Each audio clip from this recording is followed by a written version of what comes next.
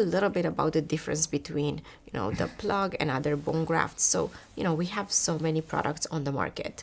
So when you evaluate that product, right, what questions do you ask yourself?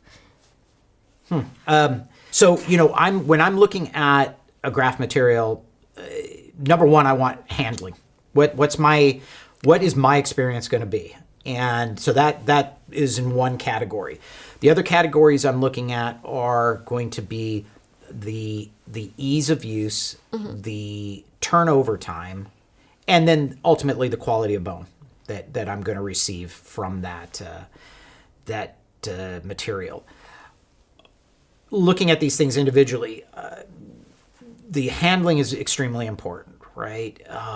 I want a material that I'm going to be able to place where I need it to be and not have it migrate out, not have to worry about it falling into the patient's mouth or having any problems with that, or grafting and then having it migrate later when I think things are closed.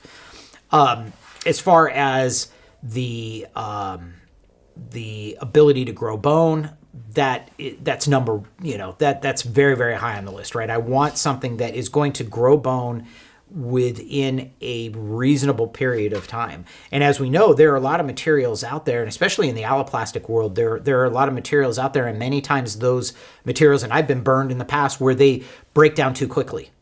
And they break down too quickly, and now bone does not replace. We end up with soft tissue, and that becomes a problem. So I'm looking at the combination of those things, and then, if I can do something that is going to create better bone, then I will do it.